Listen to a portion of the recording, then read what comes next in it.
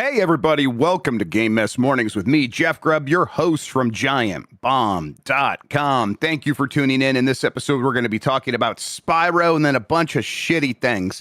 It's going to be a good one, though, because we have Jan Ochoa on the show. Jan, how are you doing? Am I the shitty thing? Is that what's happening here? Jan, we're going to be talking about Spyro and Jan and then a bunch of terrible things. Oh, thank God. My fragile ego can't handle that right now. Post Summer Game Fest. I'm okay, Grubb. A little tie-tie. A lot of tie-tie. Yeah, same. I'll tell you what, I was glad to be, done with all that, but it was a lot of fun getting through that those Summer Game Fest GB at Night shows with you, Jan, and you always do a great job. That was a lot of fun stuff. It was great to see the results of that. People can go check it out now still. It's showing up on podcast feeds, all that stuff, unless it's not because of Pocket Cast being whatever. But we'll figure it all out, everybody. But yeah, I'm home. I'm beginning to recover. My voice starting to come back, things like that. How are you feeling? Gosh, Grubb, on Monday, I felt okay for some reason. I had a lot of flight delays. I left SGF campus and the gang early to get to the airport early. My flight was at 9 p.m. My flight didn't leave until 12:30 a.m. So, that's rough. Okay, that's cool. Thankfully, you didn't have a very long. You could have got home about the same time, though, probably, huh? Had you just driven? Yep. If I drove, I remember Greg Miller had a bit a couple of years of I'm just going to take the Greyhound bus. And then that was one of those moments where I thought maybe Greg was onto something here. But Monday felt mostly okay. Tuesday, after we talked over the direct, I was fading in and out of sleep all day. It was something to be beholden to. Definitely. I know how you feel. I was kind of watching you guys. I thought you guys did a good job, but I was falling asleep as I was watching it, getting on the plane, and I was kind of feeling bad for you guys. But you guys did a great job. I don't know. Listen, this is definitely the week after SGF where it's let's just get through it. Let's get to the weekend and get to next week, and we can start all over there fresh. So we'll do our best today, everybody. In fact, let's get on with it. We're giantbomb.com. Go to giantbomb.com/join to become a premium member. If you do so, you're going to be supporting independent games media. You're going to ensure we can keep doing cool stuff with our friends. We're going to keep doing cool stuff that's exclusive for premium members that you'll get exclusive access to. That includes a bunch of cool shows that we're always working on. We got new stuff in the works all the time. It also gets you ad-free versions of our shows, and it makes you feel good about yourself and others. We really appreciate everyone who is a premium member. It makes a huge difference. Every time we see a new person join, it's okay, we can keep doing this thing for yet another day, and we're going to keep at it over here. Thank you again for all that support. As far as this show goes, most weekdays, I, Jeff Grubb, will help piece your gaming life back together. That includes breaking news and maybe even some of our own original reporting. For all these topics, I'll get the input of a bona fide expert who will make me look smart.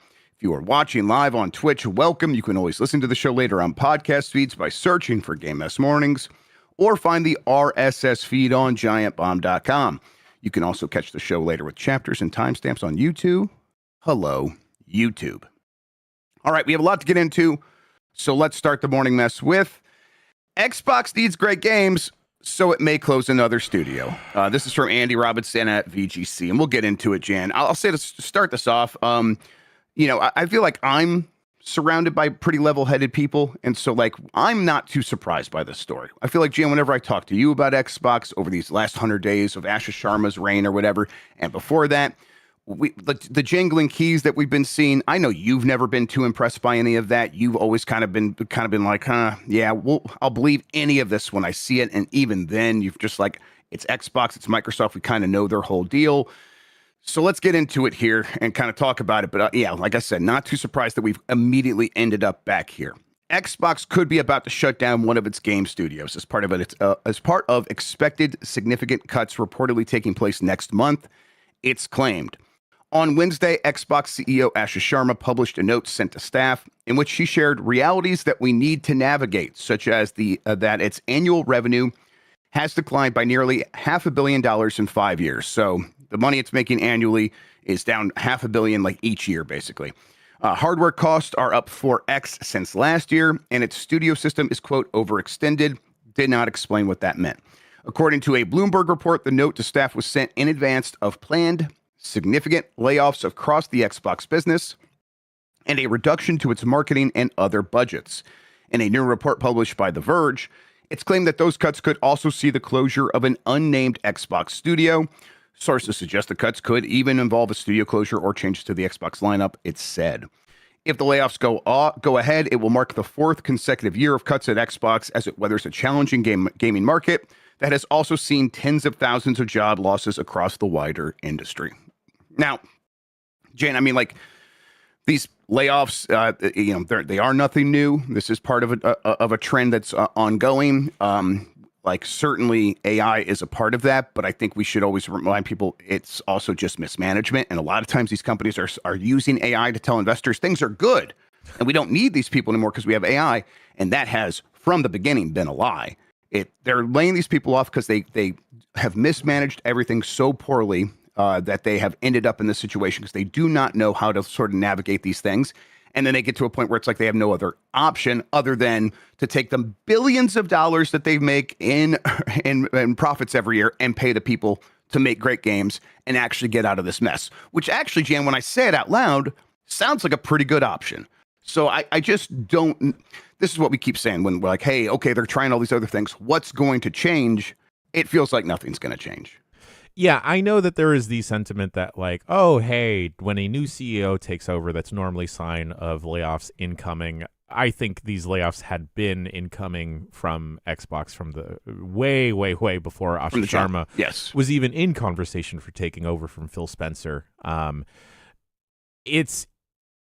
find it very ironic that Xbox Grubb talks so much about the health of the company and wanting to bolster the future of the company. And based off of all of the news stories, the rumblings, the reportings, the interviews that we've seen over the last couple months, that health of Xbox isn't actually the health of the company in terms of the games being developed, the games being published, the games being put out, the people consuming, buying, playing those games. It's just the stockholders. They're just doing this to appease the people up top. They don't give a shit about the people that work for them. And it's very unfortunate to see. I know that there was some renewed fervor or a little bit of excitement behind Xbox, but it always, to me, like you mentioned, felt like smoke and mirrors. This is just the keys jangling to try and distract people from what is actually incoming, and mismanagement and continued mismanagement of this company. You spend $1 billion. You have this Xbox event over Summer Game Fest where you have 5 stories of a building. You give free Xboxes to all these people that get invited or buy tickets to go. And you are all smiles and saying like, oh, we're great. We're doing so good. And then this comes out. It's just bullshit. Yeah. I haven't trusted Xbox an extended period of time, and I'm going to continue to not trust them on top of all the other stuff, like the BDS boycott. I just don't want to engage with this company. Yeah, they last year Xbox closed Perfect Dark Developer The Initiative. In 2024, it closed Arcane Austin, Alpha Dog, which is working on that Mighty Doom game. And then it closed Hi-Fi Rush developer Tango Gameworks, although that ended up going to Krafton after someone had to come through and save it. So the remaining studios include The Coalition, which is going to release Gears of War E-Day, Compulsion Games, which recently did South of Midnight, Double Fine, Halo Studios, In Exile, which is working on Clockwork Revolution, one of the recently announced exclusive Xbox, or at least console exclusive games. Then it has Mojang, which is Minecraft, Ninja Theory, which just announced a new game as well, Obsidian, Playground, Rare, Turn 10, Undead Labs, which is State of Decay, and World's Edge, which is Age of Empires. I'm not going to sit here and like fantasy book which one of these studios is going to get closed. That is far too grim for me, Jan. Yeah. I will say though, if I had this lineup of studios and just couldn't figure out how to get great games out of them to make the Xbox platform an exciting place, I just would have nowhere to put the blame except on the people above all of these studios. Yeah. There's a bunch of killers in there. Yeah. Like it's a story we have on the docket later, talking about Q1 2026 revenue, but just real quick, it's talking about how single player story driven games are still successful and still a contender for game sales, right? Xbox, you have so many of those studios that can deliver on that exact type of game. I've seen the sentiment around the internet and our chat here. I really worry about a studio like Double Fine and Asha Sharma, other Xbox leadership not recognizing the importance of a studio like Double Fine, let alone the importance of a studio like anyone else that they own. Yeah, we did mention, or I did not mention Arcane Leon, which is another studio they have. We'll talk about them actually in a little bit. Matt Booty had something to say about Blade and a couple other games. And that's, we're like a lot of the rest of the news is going to be sprinkled in with Xbox stuff, good stories, bad stories, whatever stories.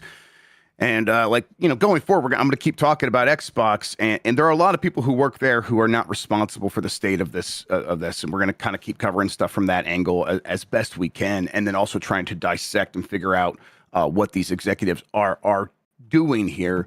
I think that this does come after yesterday. Asha Sharma had that internal memo being like, "Hey, it's my first 100 days. Things can't continue. We're going to have to make some changes." I just don't see the pathway to how these things change enough based on what they're going for. Like with, hey, exclusives coming back to the Xbox console, that would really change the fate here, unless the games are going to be so much better that they cannot be ignored. And it does sound like the coming out of this that they're like, well, yeah, but we don't want to actually be spending too much more money making these games. We want to cut back. We want to close some studios, maybe reorganize some studios so that they are not as big of a drag on our bottom line. It takes money to do this stuff right now, unless you're going to get very creative. And I just don't. It does not seem like that is in the DNA of Microsoft and Xbox. Yeah. The ending of that Xbox showcase this past Sunday, I think, is indicative of how out of touch and out of tune the company may be overall. I know that there's still a sizable Call of Duty audience that is excited about every new annual release, but to end that showcase, which I think, a lot of us were like fairly positive on, there was something for everyone there, to end it with a dud that is a Call of Duty DMZ mode from like a wonky angle, just shows how out of touch they are. And you alluded to it during that talk over, Grubb, but it felt like this is something that Copilot told them to do that Copilot thought would succeed. Right. I'm like, I don't think that's overstating things. I think they're letting the AI run the company. I think they are going and saying, here are my problems. What are my options? And the options are the thing that any analyst in this industry could have told them, which is, hey, you had things exclusive and your numbers weren't good enough. And this is, she's talking about the last 5 years, how the revenue has declined, $500 billion or something like that, $500 million. And over the last 5 years, they have shifted from things being exclusive to things not being exclusive.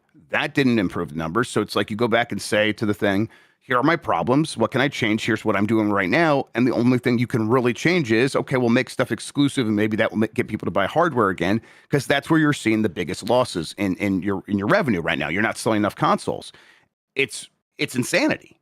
That's the other aspect, Grubb, like that I was also alluding to. Like, you talk about the health of the company as a whole, yet you have a completed game that can and would succeed on the PlayStation 5. You've seen how well Forza Horizon has done, yet because you're bending to the buzzword of exclusivity, you're going to withhold that game. You actively do not want this company to succeed. You are just trying to satisfy whatever buzzwords there are in that moment. Yeah. For a long time now, I've heard that the people in charge of Xbox, the Matt Booties, the Phil Spencers, now Asha Sharmas, they do not have vision. It is visionless. They are working backward from data, which, a lot of these companies do actually look at the data, and that's important, sure. But you need to use that to inform these ideas that you have that are bigger than that, so you can find the green pastures, so you can find the blue oceans or whatever. And Xbox has just never been able to do that. And At the end of the day, it's just this big corporation taking oxygen out of the room from an industry that did just start in garages. It did start in people's basements making games as a hobby. Like, you go back to the 80s and the microcomputer scene in the UK, where it's just people like basically making games for pennies if they were selling the games at all. And it was just like, hey, it was a passionate thing. And they got dollar signs in their eyes to a certain degree, but then the corporations thought that it would become something that it just never was going to be. It's about buying and playing games, and Microsoft always viewed it as some pathway to the living room where we can get Windows into the living room. What does that even mean? What did it ever mean? It never meant anything. It was never a real thing. It was never like no one was clamoring for that. Just Xbox, if you can make us some games, we'll buy some video games. That part worked for a while, and it worked up through the Xbox 360. And then they got dollar signs in their eyes again with the Xbox One. Like, all right, now we see the telemetry. Everyone's using this to watch TV. That's the future. We're going to plug cable boxes into this thing. And that will be like, here's an HDMI in and an HDMI out. Let's go. And what are you talking about? This is how we end up here, because they never really wanted to be in this business in the first place. It was always a means to an end. And if everyone in this industry is feeling used by these big corporations, there's a reason for that. That's exactly what they were trying to do. All right. Yeah, go on. Also, Grib, like, it as a youth growing up and seeing like the inception of Xbox, and then how it felt like it was originally to how it is now, it felt like they were moving the needle, right? Of like, hey, this is where we're going to put first-person shooters, make them work on a console. You want online multiplayer that's stable and cool, where all your friends are. This is where it's at. Achievements and everything. The summer of Xbox Arcade was wild to see all these indie games that I previously felt were only beholden to the PC are now coming to my home console. That felt great. And then to see any type of innovation thrown out the window and then stomped on, and then them force feeding me like whatever vision they have, is just absolutely disappointing. Yep, absolutely.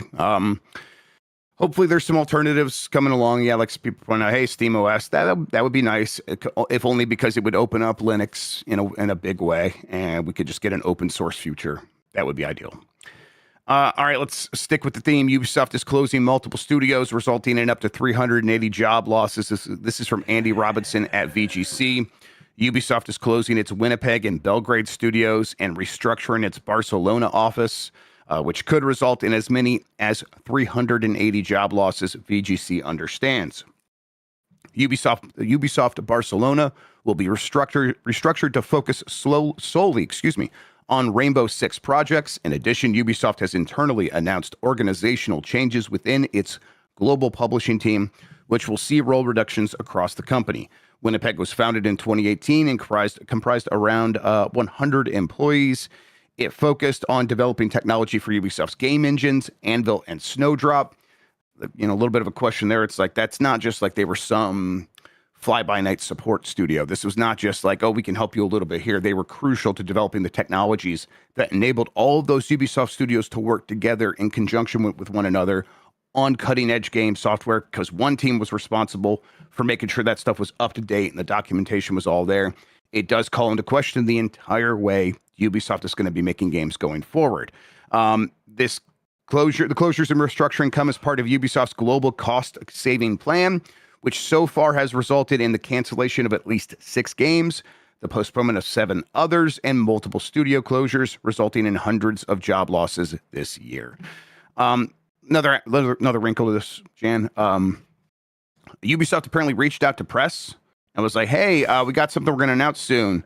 Do you want it? You have to agree to an embargo?"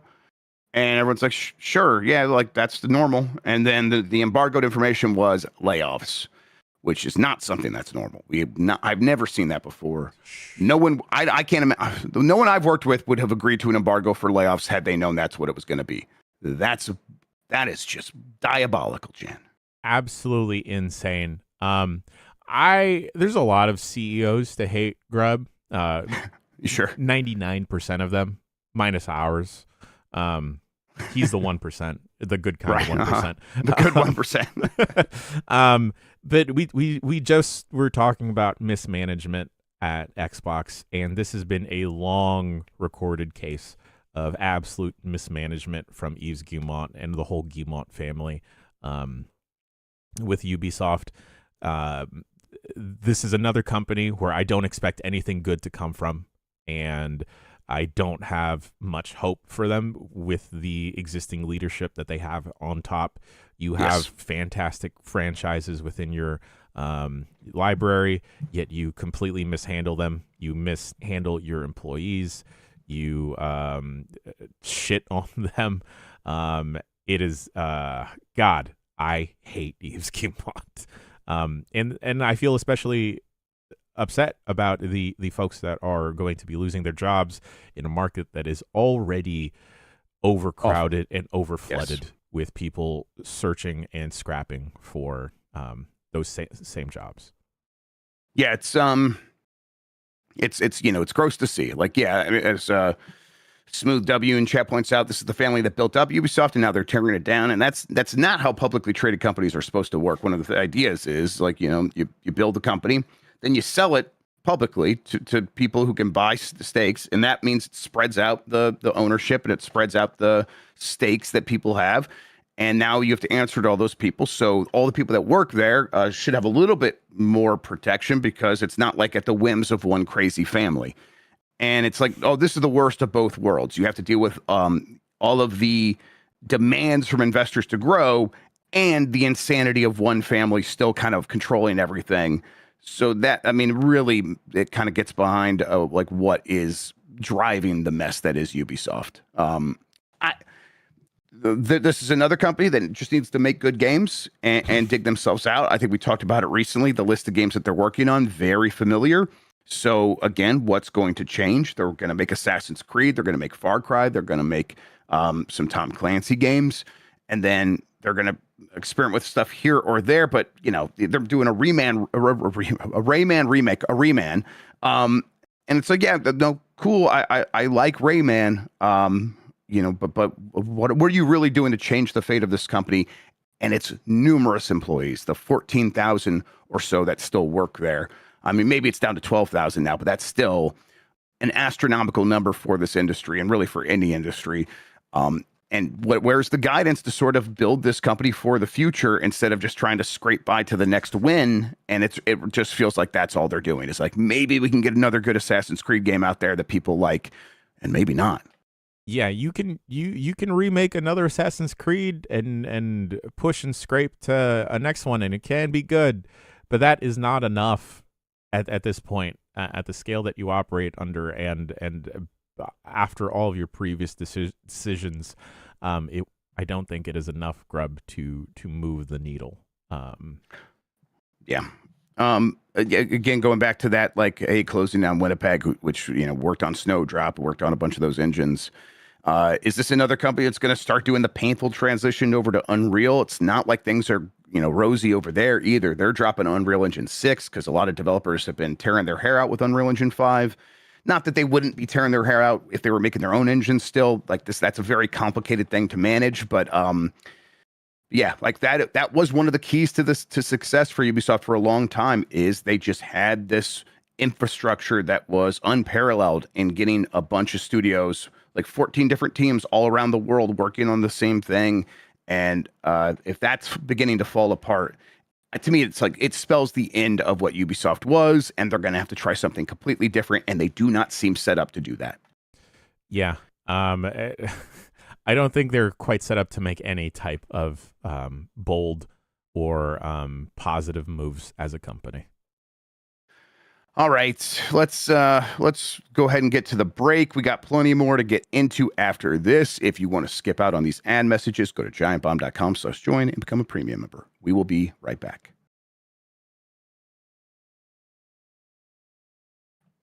All right, it's Game Mess Mornings. I'm Jeff Grubb. That's Jan Ochoa.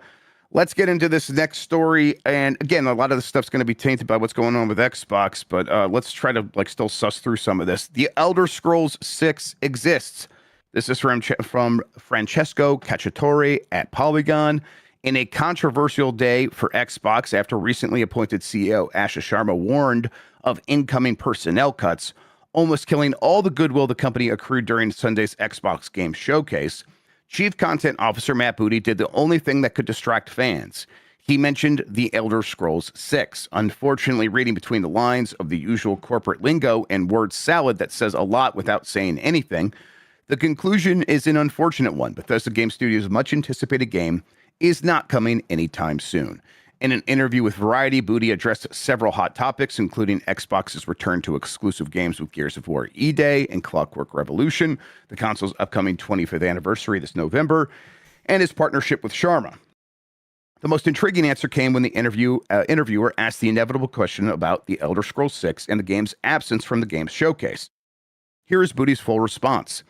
I would say one of the more challenging balancing acts of something in a job like mine is balancing that you want to go show the world all the cool stuff you're working on, and you want to get them excited early, but we also know that we want to wait until the right moment. And when you decide to show it, don't say it like that. You want it to be the best you've got. And also, also that when you show the game, you're also giving the promise of, hey, it's coming soon. So I can tell you, having visited Bethesda and sat with Todd and seen Elder Scrolls playing, it looks amazing and it's coming along well. And we'll make sure to announce it and really reveal it at that same time, or at the right time, excuse me. So I guess the one new thing here is someone has played The Elder Scrolls 6 outside of Bethesda. It's an Xbox executive, and really nothing else has changed. That this is still a game that is in the works. It's coming along soon, and I just don't. I don't know. It does feel like this is another jangling key, right? This is another moment of we'll say the thing that people kind of have been asking about, or have been asking about a great deal for many, many years. And really nothing's changed. It's probably still years away, but I've played it. So are you excited? To me, this is the same mismanagement we were just talking about. Yeah. For people that do as many interviews as they've been doing, Grubb, I feel like there's some level of media training that needs to be enacted where you can just say, we don't have further updates right now. Yep. Yeah. I mean, yeah. Or just moving on from the question. And I know based off of how games media and games journalism is, and we'll get to the Blade story in a second, people will latch on to every single word that gets said. But this just feels like a nothing burger of anything. And it also feels a little irresponsible of a response to like, okay, yeah, it exists, sure. But there's nothing tangible to this, Grubb. Like, we're not going to see this anytime. You could say an Xbox executive played this. Sure. Who's the executive? How much did they play? What is this? And you know, there are still a lot of questions around Bethesda. You know, Starfield didn't hit the way that everyone needed it to. That is, you know, that was not the beginning of the end for Xbox, but that was the end of the end in a lot of ways, where it's like that is what convinced them that they needed to go third party in all but name, and they needed to start putting their games on PlayStation more frequently because they needed to get more sales than they were getting from these games that take forever to make. The Elder Scrolls 6 feels like it's going to have all of those same concerns. It's going to be big, expensive. Yeah, I guess Bethesda's not the biggest studio in the world, but they're still big, and they do take a long time to make their games. Yeah. But a lot is riding on this one. And you know, is this one going to be exclusive? Honestly, by the time it comes out, there could be a whole new CEO at Xbox or a whole new owner at Xbox, you know, private equity, who knows? Things could change a great deal by the time this thing actually happens. But it just continues to feel like another set of jingling keys, as we said. Go ahead. Grubb, if we actually look at the history, it should have been Redfall that saved, or either saved Xbox or led to the downfall. That is yes, that's the linchpin. That's the cornerstone. You pull that and things fall apart. Let's stick with this. Xbox game chief hints Marvel's Blade could be shown later in 2026 after missing the Xbox Games Showcase. This is from Brendan Lowry at Windows Central. Last weekend's Xbox Games Showcase was Microsoft's latest big gaming presentation and featured trailers, blah, blah, blah. We talked about everything. Notably, however, one game that was absent from the show was Marvel's Blade, a new single-player third-person action-adventure title from Bethesda and Arcane Leon, who did Dishonored and Deathloop, that sees you play as the legendary vampire hunter anti-hero of the comic book. First announced in 2023 during the Game Awards, we've we've barely heard or seen anything about it since. Earlier this week, one of the people at the studio, the lead concept artist, responded to someone asking about the game with Let Us Cook. Jan, we talked about it, and I was like, I don't know, I haven't heard about it. Was that one of the games that got canceled? People freaked out, and so I went to go look. I'm like, let me double check. Seems like the game is coming along just fine.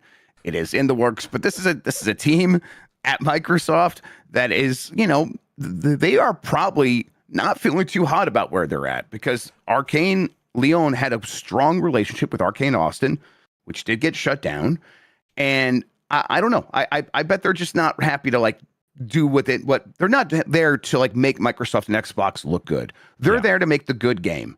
And that's what I was kind of talking about earlier. When we talk about these stories, there's going to be some times where it's like, I want to talk about the good game that the good people are making. And there's a lot of good people at Arcane Leon trying to do exactly that. And what it means for Xbox is kind of, who gives a fuck at this point? Let us see the good game no matter where we're going to get to play it, because this is a team that does interesting things. They seem to be putting together something pretty impressive here by all accounts, by what I'm hearing. And what does that mean? And if they are that passionate about it, they deserve to have a chance. But yeah, how would you be feeling if you were working on this game at Arcane Leon right now, Jan? The ice around me is quickly melting, Grubb, right? Like you see peers from other studios, other Arcane studios getting let go and shut down. Support is leaving you. Who knows how much actual communication is happening from the top down, from Xbox leadership to Arcane. It probably does not feel good, and it is probably hampering your actual work when you are seeing everyone around you is studios are getting closed, games are getting canceled. I don't think it's a good feeling. It's probably a very tense feeling, and not a cool one like a blood rave. Yes, right. Those are the coolest things you could be a part of, is a blood rave. Man, that image is seared into my brain. I hope that's in the game. I hope there's a blood rave in the game. Like if you were making the game, you would make a rave of blood. Yeah, I think we probably do see this game actually later this year. If French studios showing up to Gamescom in Europe sounds right to me. Maybe it's there, and they've been part of Keighley's stuff before. So maybe it's opening night live. Maybe it's the Game Awards again. I don't know. What do you think? Grubb, I think of a fantastic quote in how it feels like Xbox leadership and how people are treating this Blade game. Some motherfuckers are always trying to ice skate uphill. Some motherfuckers, right? I think about that every day, Jan. That goes through my head constantly, honestly. And any chance to use it, I appreciate it. All right, Q1 2026 revenue figures show there is still demand for compelling single-player video games. Surprise. This is from Sophie McAvoy at gamesindustry.biz. Global game content revenue increased 3.6% to $54.14 billion in Q1 2026. Marking the 7th consecutive quarter of year-over-year growth, according to estimates reported by S&P Global Market Intelligence. The content revenue figures cover software, in-game purchases, and game-based subscription services, but do not include hardware. Basically, Tencent's still the biggest company in the world. NetEase is number 2. These are massive companies that have ownership over studios all over the world, and then also have unparalleled access to one of the biggest gaming markets in China. So they have what I would call an unfair advantage. They're just big, and they cannot be messed with when it comes to that. But there are some notable game publishers and studios that saw massive increases in their revenue over the last year. And two of them that this story calls out are Capcom and Pearl Abyss. Capcom, Resident Evil, Pearl Abyss, Crimson Desert. They saw some of the biggest year-on-year revenue increases, and it's through their games, which were big single-player narrative-based releases. Capcom's gaming content revenue jumped 89.8% to $451.8 million, thanks to Resident Evil Requiem, the fastest-selling game in the franchise so far, while Pearl Abyss's revenue soared by an astonishing 468.6% to $328.1 million, with Crimson Desert selling over 5 million copies. That number just went over 6 million copies just the other day, maybe just yesterday, actually. S&P noted that despite the dominance of live service games, Q1 showed continued consumer demand for single-player titles like Requiem and Crimson Desert. The largest dollar gains remained concentrated among a relatively small group of scaled publishers and platform holders with durable live service portfolios, strong positions in China, or both. But the quarter offered at least some evidence that consumers are willing to give traditional, standalone titles a look should publishers deliver a compelling package. And it's like, I mean, Jan, we started off this story scoffing, and I think we can begin scoffing again. No shit. And it's surprising we kind of have to keep teaching you this lesson, old man. Like, we kind of have to keep hitting you with this, that, like, the demand is there. We have not gone anywhere. No. This cohort has money to spend on this hobby. It is being stretched further than ever. It's being overextended in numerous ways. But when we get home from spending too much money on gasoline and food and in other forms of entertainment, one of the first things most of us are still doing is turning on video games. And while that's, yes, for a lot of people, that does mean turning on Call of Duty and Fortnite still, the people turning on single player games did not disappear. No. And they did spend a lot of money on hardware, and they're going to continue to invest in that form of entertainment. And I just feel like, man, what I just said is the biggest no-duh in the world to the people who listen to this show, because that's all of us, right? Yeah. Yeah, Grubb. Like, despite having a fantastic PC, great internet, I don't often play games with other people unless it's here at work. And I have a fantastic time when we do fire up a multiplayer game.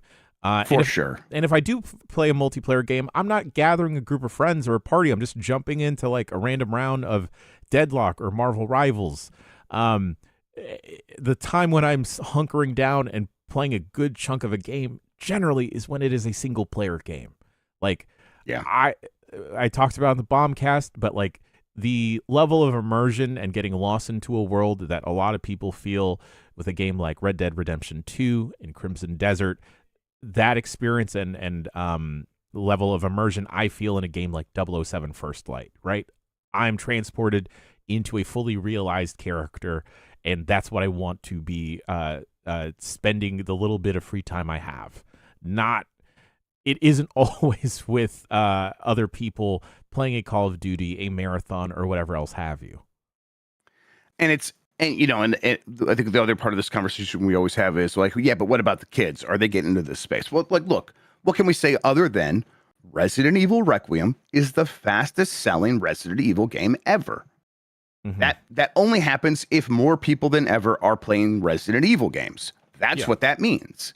So, okay, maybe it's not all kids, but it's some kids are coming into the space a little bit, but you're also activating new groups from slightly older demographics that are coming in and like looking for a hobby that is different than the ones they've engaged in before. And video games are screaming at them. Look at this amount of content you have from something like a Resident Evil, and they promise to continue investing with new games. You know that if you spend your time on this, you're going to be rewarded with a future that is bright for that series.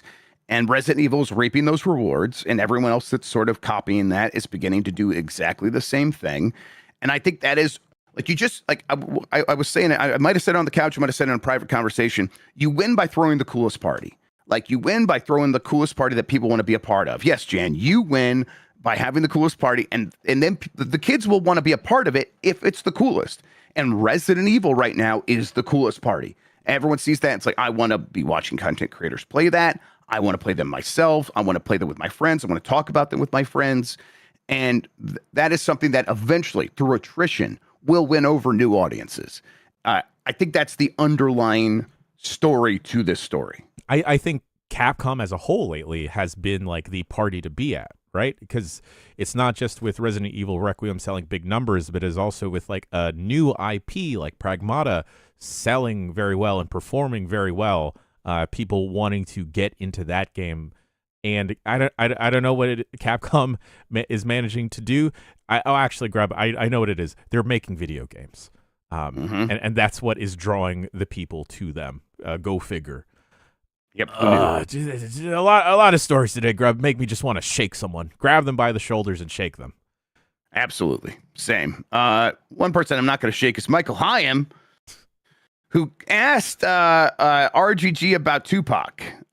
Let's see. And I'm honestly, Michael Hyam, the person I would want to ask this question. So let's see. He over at IGN asked, a lot of people have concerns about Tupac's casting here, saying maybe he should have been left alone and maybe you shouldn't have done that. How do you respond to those criticisms? And this is Yokoyama from RGG. I think when you're creating any product in the entertainment industry, there's going to be criticism. You can't really say, don't criticize us. That just doesn't make sense. Criticism is a freedom that people are free to have. But this is something that we thought was a good idea. This is something that would add value to our game, which is why we chose to do this. Not a great answer. No, a terrible answer. Grubb, sometimes I feel bad when I pop up on this program. The kids may consider me a little too woke. And you know what? I don't give a fuck. Yep. My eyes are open, bitch. This is a fucking terrible thing. The asinine takes that I've seen of like, oh, his estate approved it. You fuckers don't know that his estate isn't even run by his family. Yeah. It is people trotting out a person that is dead, that has no autonomy, no choice over how his image is being presented, or his remaining family members are choosing to preserve the legacy of this person. There's like ways to make that make sense, and none of it has to do with adding value to the game you're trying to sell us. Just honestly, the worst answer they could have given. Yeah, like there's like something like he meant a lot, and here's how we're going to like that begins to get at something that feels real. If you start talking about like the emotions behind it and how much he means to you and how much you think you can do right by him or anyone that you put in your game, but let alone a dead person who did not have a say, to then not be able to translate that to anything other than we think this makes the game a better value proposition. It's insane. I mean, you've lost the plot, RGG. Like there was a time where like you were cool, you were the cool party. This feels like the exact opposite of that. Yeah, Grubb, I have a lot of thoughts on this, like rumbling around in my head. If this was like done in a historical context, right? You're retelling like a historical event, maybe, sure. Yeah. But this is in fucking Japan in like what, the 1920s? Yeah, I mean, right. If it like, or like, it's a retelling of, the Black Samurai story in a different context in a different time. And you thought Tupac was the best vessel through which to do that. And you can explain that in very detailed language and through real reasoning why that is the way you wanted to do that. Again, I would listen because I like dumb stuff like this. The one thing I didn't want to hear was just like, this was a great commercial opportunity. That to me, that's the thing that just makes me sick to my tummy. Yeah, it makes me like livid. Also, Grubb, just the way that media as a whole, and that's music, television, movies, video games, is so okay exploiting black bodies and in this case, dragging out a dead person without their without their say or their families say in the matter.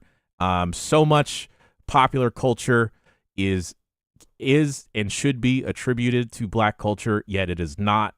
It is constantly exploited, constantly ignored, exploited, and this is just another example of people being so fucking out of touch. Just because you think it's cool doesn't mean that it's actually okay, you fucking dorks. Also, fuck you, Snoop Dogg. I'm done with you, man. Stop doing this. Yeah, fucking. That's the other thing about Stranger Than Heaven. You have a fucking sellout like Snoop Dogg, and you think it's gonna be cool? Oh God. Yeah, that's the party's over. All right. Thanks, Chaim, for asking about that. I appreciate that. Let's see here. We got a few more stories. Okay. Yeah. Xbox says hardware pricing boom represents great opportunity for game streaming. This is from Alex Forbes Calvin at gamesindustry.biz. Xbox's newly anointed chief strategy officer, Matthew Ball, has said that the current spike in hardware pricing represents an opportunity for game streaming. Speaking at the Games Business Alive, the executive said that already a lot more people have been using the company's Xbox Cloud Gaming. That being said, Ball emphasized that streaming was one part of Xbox's strategy, blah, blah, blah. All this comes amidst the seismic impact of the AI boom that is having huge ramifications on gaming hardware prices. Sony, Microsoft, Nintendo, and Valve have all announced RRP, retail price increases for consoles due to market conditions. This is a great window for streaming, Ball said. It's a great window because there's a bunch of outstanding games. We have a shortage of console supply, and that is definitely evident in the data. We are seeing a lot more people using the platform. They are trying it. There are, of course, a number of challenges in the market that people are navigating. We feel very strongly about a return to Xbox. We are very clear. I want to make no mistake around that. At the same time, we feel very fortunate and privileged to have multiple different avenues for players to play. We mentioned earlier that if you want to play on PC, you can do that. It's not exclusionary. And there are hundreds of millions, billions of people who have access that way. I mean, he goes on to talk about, he says more of the same. Okay, look, it is always nice to have options. I don't want to hear how it's great for this alternative means through which you benefit more than anyone else when people are locked into your cloud infrastructure, which you have full control over, that affordable computing is over. Like, that is a crisis. This is a crisis we're going through right now. That we can no longer own the computers through which that we like. You go back to Arthur C. Clarke, you go back to all these guys originally talking about, hey, we're going to get to a point one day where the elites control the technology and the information and the data, and we do not have access to it. And then they use that against us and they weaponize that against us. And suddenly we don't have control of our society and our democracy anymore. And we're living through that right now. And to hear that that's a great opportunity for fucking xCloud, I'm so done with this stuff, especially from guys like Matthew Ball, Jan. Matthew, take your ball and go home. Yeah, I'm done with these people. Absolute loser behavior. It's you see these people in this. I'm not advocating for violence. I'm not. But if you have a really juicy tomato, sure. I mean, what else are you gonna do with it? Yeah, exactly. For me, cloud gaming is a kind of it's always been an interesting little thing that that works. That's neat. It's a non-starter for me. In a very niche case, of course, right? Yeah, yes, I need to control my own files, my own programs. I want to be able to mod my stuff. This is my software. Once I buy it from you, I want to do whatever the hell I want to it. That includes, extracting saves and moving it into other platforms. Something I've done before. Like I said, modding the hell out of games. This is, it's mine now. It's on my computer. This is my hardware, my software. I want to do what I want with it. That is a huge part of the appeal of gaming to me at this point. And that is non-negotiable. Like, if they start establishing that is something, and they keep saying the right thing here, that it's just another choice. But we know where they really want us to be, and it is them controlling the hardware stack. That is what NVIDIA kind of keeps gesturing towards, and it's because they can sell $60,000 GPUs to a couple of companies instead of selling us $500 GPUs or consoles or whatever, and that's way more appealing to them. And this is the kind of stuff that regulation. There should be something done about this. We need to have, and I get that the pricing right now is out of the control of some of these people, but I'm trying to figure out who did this whole AI thing in the first place, and it's Microsoft. So you're the reason pricing is out of control. Maybe rein in the other side of the business so that we can have nice things again. I feel like my brain has just been buffering this whole episode, Grubb. I know. It's just an absolute insane approach to this. And also, Grubb, I feel like not a big part. Again, I don't know anything about video game development, but I feel like a good part of video hardware development is the tinkering aspect, right? Getting into the guts and the nitty-gritty, the files of things, and understanding how that works. You take that away from people, and you're going to kill the future of this industry in different forms than you're already killing it. Taking away ownership, and it just, here's another subscription for you for us to have you on the line for. I don't want it. I already didn't want an Xbox. I don't want it in my clouds. Yeah, at this point, it's like, the more we can sort of excise and remove these big companies from our gaming lives, the better. Like, I do still want to play some games produced by the companies owned by Microsoft. I really enjoyed Forza Horizon 6, and I'm glad they made it. I'm glad I played it. But I the next day going to another game not made by Microsoft felt a lot better, because I just don't want to be dealing. They bring nothing to this industry except for pain at this point. It feels like we probably could have gotten a Forza Horizon 6 without them. We obviously they own the IP. That's not what I'm talking about. But like, this industry will be better without them in the long run. And this industry, this hobby, that's the side I care about. The hobby where we are tinkerers and we are just playing stuff because we enjoy it. And people were making games in their garage 40 years ago, and those people still exist. And I want to be playing their games first and foremost. A lot of my excitement, Grubb, from SGF wasn't actually at any of the big shows. It came from like the smaller indie titles. We played. You were playing the demo for Blood Dungeon yesterday. Ooh, so good. Before Space Ace Lightning Round. And Blood Dungeon, those developers, they're like in tune with what I want from a game. Yep. The future isn't with these big gigantic studios, and I don't think it ever has been. It will come from the people in a basement innovating and doing silly, goofy ideas. Like maybe you play as a baby. Yep. Yeah. Yeah. Falcona says no Microsoft equals $2,000 PS6. I don't think Sony's the answer either. Like I mean, I think we're even Nintendo. Like I think we're talking about getting some open source hardware going forward. Like we're so used to the console sort of lifestyle and the console life cycle that we kind of can't imagine a world without it. Well, we're crashing into that world right now. That's what we're really looking at. And Microsoft is already talking about moving on and kind of changing what that looks like, because they know they need to. They can't keep doing the same thing forever. So let's get on the other side of it. And if it's stagnant open source hardware that doesn't like improve a ton over time, so what? I don't care anymore. I just want to play cool games made by cool people, and I don't care if it's the most cutting edge shit in the world anymore. All right. Last couple of stories here. Sega is heavily recruiting for Sonic team. Basically sounds like, yeah, they are beefing up for the next big Sonic game. Scenario writer, producer, lead planner, lead graphics programmer, client programmer, technical art manager, and TA engineer. They are going hog wild over there. Not where hog wild, but they are going wild over there. It seems like they're beefing up. I wonder if this is still for Sonic Frontiers 2 or maybe some other new 3D Sonic. But and I personally think I would be welcoming a Sonic Frontiers 2. But whatever they're going to work on over there, I was pretty into that game, so I'd be excited to see what the follow-up would be, Jan. Should we like be scared, Grubb, that they're recruiting people? I think I'm always worried about what Sonic Team is doing. Yeah, absolutely. They showed us Pico Park Sonic or whatever, and we're gonna have to deal with that first and foremost. But then, yeah, I think we should be scared. I would like a really fun 3D platformer Sonic game. I think it's been overdue, despite how people feel about the Sonic Adventure series. I think Sonic needs this win. He's done very well at the movies. Let's bring him back home.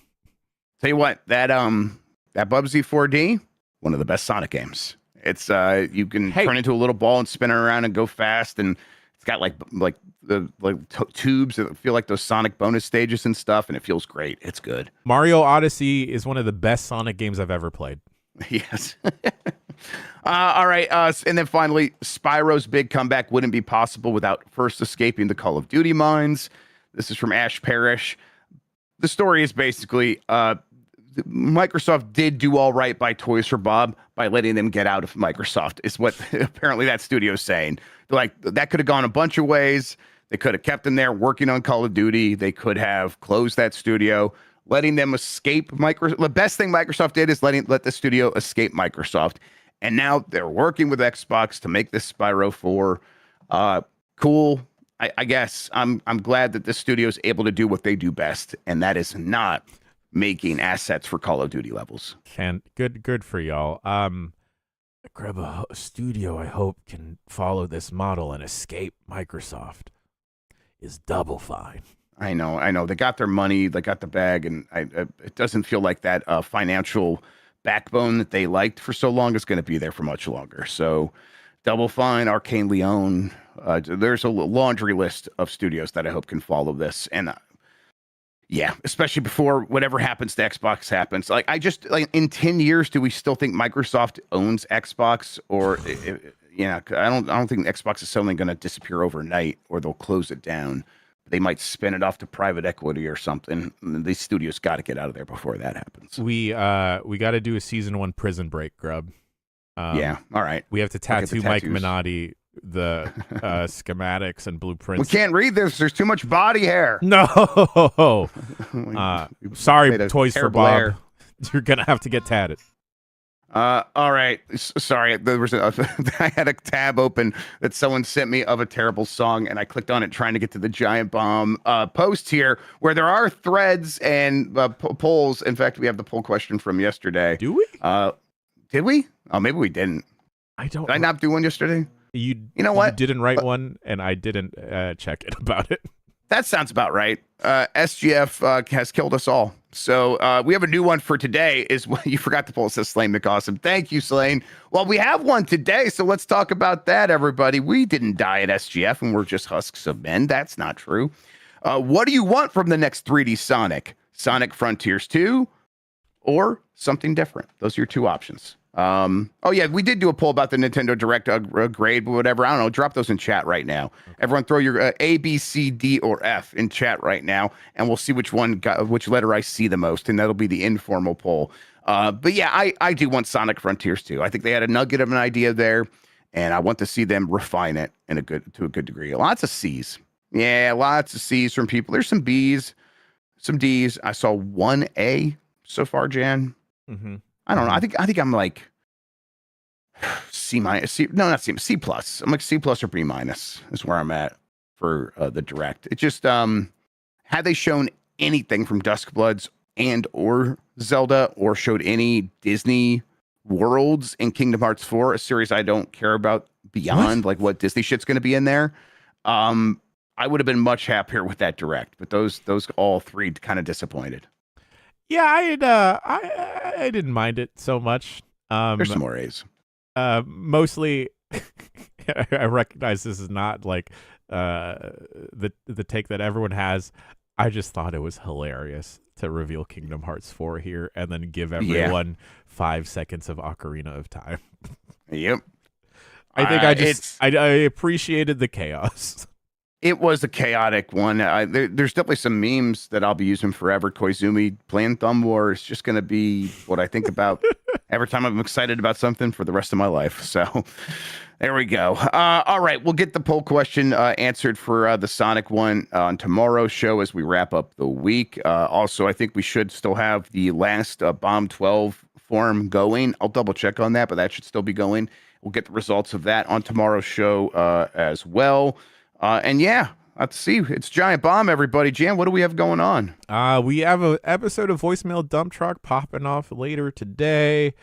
We're going to somehow manage to do that, drag ourselves to go gab in front of microphones again. UPF tomorrow seems like it'll be a grab bag, but I'm going to maybe start an hour earlier and just play Marvel Rivals, even if it's by myself. Because the big dog Cyclops is finally in the game tomorrow. I'm so excited, Grubb. I'm so happy for you. I want to see him, so maybe I'll hop in there, see how big his thighs are. The biggest thighs. Grubb, I also had the most insane thought and idea. And I don't want this to alarm anyone, okay? This is not a cry for help. Me shaving my head was also not a cry for help, okay? I knew that, but I'm worried about this one. I thought about re-downloading Clash Royale. Jan. Dota's one thing. Clash Royale. But, like, what if? Jan. You gotta play Final Fantasy 14. Final Jantasy. Yeah, but you don't Clash Royale's on my phone.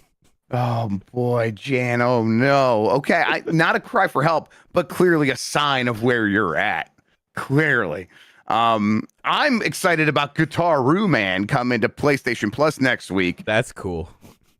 If you do, let me know what your clan is. I'll join. All right, everybody. The other one, Grubb. It's the one where there's no clans. It's like the mobile one. Yeah, this is the one with the you send out the 3 guys. Yeah. I actually never played Clash of Clans. I only played Clash Royale, so I don't know. It's. I'm sorry, everyone. All right, I won't do it. Fine. Man, people are. Everyone's so worried about Jan. All right, we're gonna get out of here, everybody, and get him his intervention. We will be back with the show tomorrow. There's voicemail dump truck later today. There is a UPF tomorrow. The time's moving around on that. We'll let you guys know when exactly that's going to start.